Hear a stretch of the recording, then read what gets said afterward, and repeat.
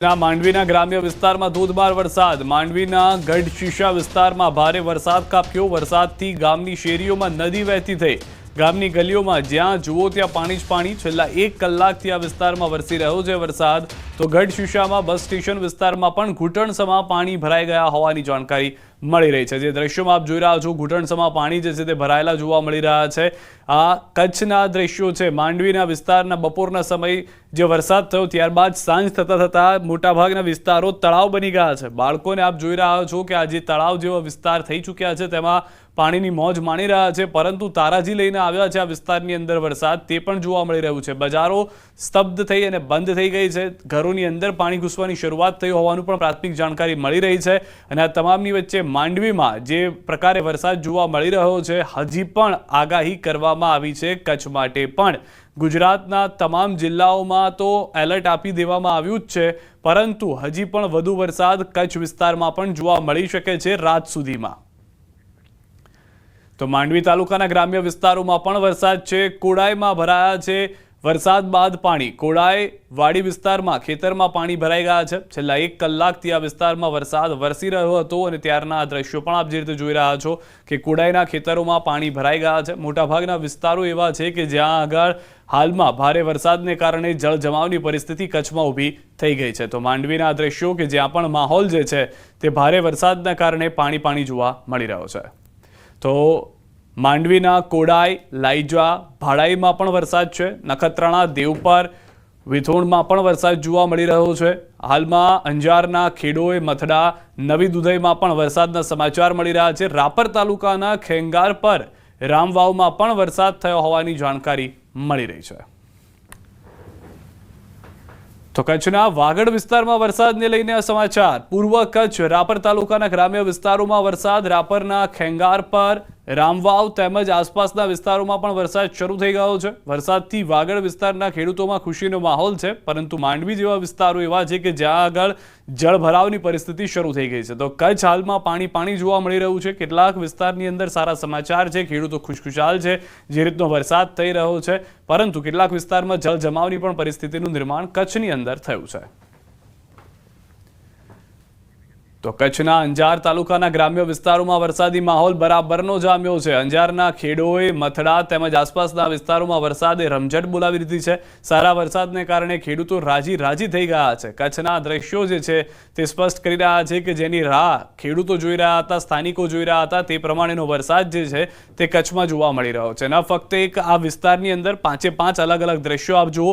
માંડવીનો જે મુખ્ય વિસ્તાર છે, શહેરી વિસ્તાર છે, ત્યાં તો ધોધમાર વરસાદને કારણે નદીઓ વહેતી હોય, તળાવ ભરાઈ ગયા હોય તેવા દ્રશ્યો જોવા મળી રહ્યા છે.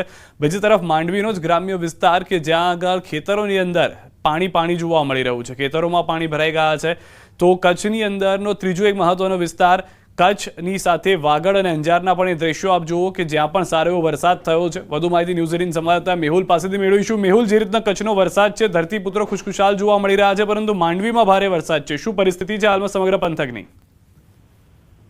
કચ્છની વાત કરીએ તો કચ્છમાં વરસાદ છે તે આજે નોંધાયો છે. માંડવી વરસાદ છે તે વર્ષે બપોર બાદ માંડવી તાલુકાના જે ગ્રામ્ય વિસ્તારો છે ત્યાં પાસે ધોધમાર વરસાદ વરસ્યો હતો. તો તાલુકાના જે કોડાઈ ગામ આવેલું છે ત્યાં પાસે છે તે ખેતરોમાં છે તે પાણી ભરાયા હતા. તેની સમસ્યા ખેડૂતોને સર્જાઈ હતી. તો બીજી બાજુ માંડવી તાલુકાના ગ્રામ્ય વિસ્તારમાં ગઢશીશા છે ત્યાં પાસે છે તે પાણી ભરાવાની સમસ્યા સર્જાઈ હતી. ગઢશીશામાં ગામની શેરીઓ જાણે વહેતી નદી હોય તેવા દ્રશ્યો ત્યાં પાસે સર્જાયા હતા. તો બસ સ્ટેશન વિસ્તારમાં પણ ઘૂંટણસમાં છે તે પાણી ભરાયા હતા. એટલે ચોક્કસથી જો વાત કરી તો સમગ્ર કચ્છમાં હાલ છે તે સાર્વત્રિક વરસાદ વરસી રહ્યો છે અને ધીમી ધારે જયારે વરસાદ વરસતો હોય ત્યારે ખેડૂતો છે તેમાં ખુશીનો માહોલ હાલ જોવા મળી રહ્યો છે. મેહુલ, સૌથી વધારે મહત્વની વાત એ છે માંડવીનો જે વિસ્તાર જોવા મળી રહ્યો છે કે જ્યાં આગળ કેટલાક બાળકો છે, લોકો છે, એ કેડસમાં પાણીમાંથી પસાર થઈ રહ્યા છે. તો ત્યાં અત્યારના શું પરિસ્થિતિ છે વરસાદને લઈને, પાણીને લઈને? હજી સીધા ચોક્કસથી વાત કરીએ તો જે માંડવી વિસ્તારના જે ગઢશીશા વિસ્તાર આવેલો છે ત્યાં પાસે આ છે તે ભારે વરસાદ છે તે વરસ્યો હતો.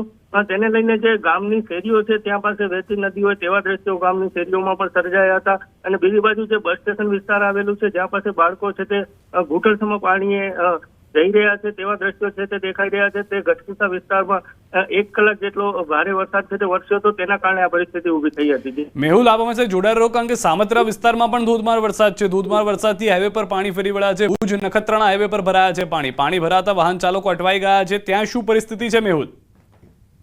સીધા ચોક્કસથી વાત કરવામાં આવે તો ભુજ તાલુકાના જે સામત્રા વિસ્તાર છે ત્યાં પાસે હાલ રીતે ધોધમાર વરસાદ વરસી રહ્યો છે. વરસાદથી જે હાઈવે તેના પર પાણી ફરી વળ્યું છે. ભુજ નખત્રાણા જે રાજ્ય ધોરીમાર્ગ આવેલો છે તે સમગ્ર પાણીમાં જળમગ્ન થયો છે. હાઈવે પર હાઈવે છે તે પાણીમાં ગરકાવ થઈ જતા જે વાહન ચાલકો ત્યાંથી નીકળી ગયા છે તેઓને ભારે હાલાકીનો સામનો કરવો પડી રહ્યો છે. જી આભાર મેહુલ, સમગ્ર માહિતી બદલ. તો આ દ્રશ્યો આપ જોઈ રહ્યા છો, આ હાઈવેના દ્રશ્યો છે કે જ્યાં આગળ વાહનો બંધ પડી રહ્યા છે. વિઝિબિલિટીમાં સતત ઘટાડો છે. 100-200 મીટર દૂરનું જોવું મુશ્કેલ થઈ રહ્યું છે અને જે રીતે વાહનો નીકળી રહ્યા છે જાણે એવું લાગી રહ્યું કે નદીમાંથી આ વાહન ચાલકો નીકળી રહ્યા છે. પરંતુ પરિસ્થિતિ એ છે કે આ હાઈવે છે કે જ્યાં એટલો વરસાદ થઈ ગયો, પાણીનો નિકાલ કરવો મુશ્કેલ થઈ રહ્યો છે. આસપાસના લોકો મદદે આવવા માટે પ્રયાસ કરી રહ્યા છે, પરંતુ તે પણ શક્ય બની શકે તેવું જોવા નથી મળી રહ્યું. કચ્છ બાદ વાત કરીએ અન્ય વિસ્તારની. દેવભૂમિ દ્વારકામાં સલાયા શહેરમાં મેઘરાજાની ધમાકેદાર એન્ટ્રી થઈ છે. દ્વારકા જિલ્લાના સલાયા અને ખંભાળિયા શહેરમાં વહેલી સવારથી વરસાદી માહોલ છે. ખંભાળિયા તાલુકાના હરિપર, સોરસલા, સલાયા સહિતના ગામોમાં વરસાદ છે. ખંભાળિયા શહેરના મુખ્ય માર્ગો પર વરસાદી પાણી ફરી વળ્યા છે, જ્યારે સલાયામાં જૂની પાલિકા માર્ગ, બંદર માર્ગ, હુસેની ચોક સહિતના વિસ્તારમાં વરસાદી પાણી નદીની જેમ વહેતા જોવા મળી રહ્યા છે. આ તરફ